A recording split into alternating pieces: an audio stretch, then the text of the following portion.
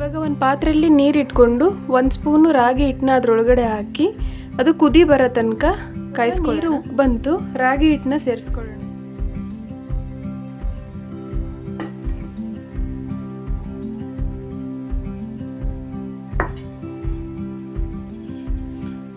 ಮುದ್ದೆ ತಿರುವ ಕೋಲು ಇರುತ್ತಲ್ಲ ಅದರಲ್ಲಿ ಈ ಥರ ಮಿಕ್ಸ್ ಮಾಡೋಣ.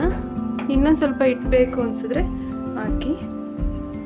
ಇವಾಗ ನಾನು ತಗೊಂಡಿರೋ ನೀರು 3 ಮುದ್ದೆ ಆಗುತ್ತೆ ನೋಡಿ. ಇವಾಗ ಸ್ವಲ್ಪ ತಿರುಗಿಬಿಟ್ಟು ಅದನ್ನು ಪ್ಲೇಟ್ ಮುಚ್ಚಿ ಬೇಯಿಸೋಣ. ಇದನ್ನು ಚೆನ್ನಾಗಿ ಹೊಂದಿಸ್ಕೊಳ್ಳೋಣ. ಹಿಟ್ಟೆಲ್ಲ ಚೆನ್ನಾಗಿ ಹೊಂದ್ಕೊಬೇಕು. ಇವಾಗ ಇಷ್ಟಾಗೈತೆ. ಇದನ್ನ ಇನ್ನೊಂದ್ಸತಿ ಸ್ಟವ್ ಮೇಲೆ ಇಟ್ಟು ಬೇಯಿಸ್ಕೊಳ್ಳೋಣ. ಮೀಡಿಯಂ ಉರಿಲಿ ಇದನ್ನ ಚೆನ್ನಾಗಿ ಗಮ್ ಅನ್ನೋ ತನಕ ಬೇಯಿಸ್ಕೊಳ್ಳೋಣ.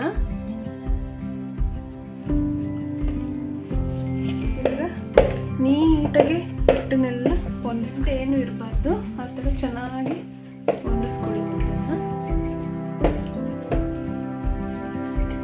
ಮುದ್ದೆ ತಿರುಗಿಸ್ಕೊಂಡಿದ್ದೆಲ್ಲ ಆಯಿತು. ಇವಾಗ ಮುದ್ದೆ ಕಟ್ಕೊಳ್ಳೋಣ.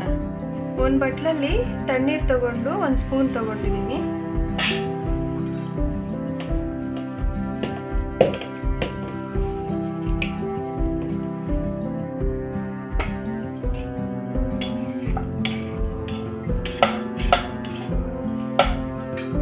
ನೋಡಿ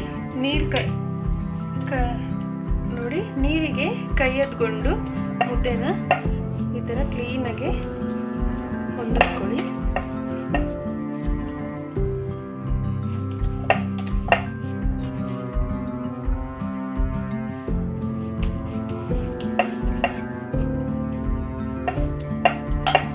ಕೈ ಬಿಸಿ ಆದರೆ ನೀರಿಗೆ ಕೈ ಎತ್ಕೊಳ್ಳಿ. ನೋಡಿ ಮುದ್ದೆ ರೆಡಿ ಆಯಿತು. ನೋಡಿ ನಾನು ತಗೊಂಡಿದ್ದ ನೀರಲ್ಲಿ 3 ಮುದ್ದೆ ಆಗಿದೆ. ಇವಾಗ ಮುದ್ದೆ ತಪ್ಪಲೆಗೆ ಖಾಲಿ ಬಿಡಬಾರ್ದು, ಅದಕ್ಕೆ ಒಂದು ಚಿಕ್ಕ ಮುದ್ದೆನ ಅದರೊಳಗಡೆ ಹಾಕೋಣ.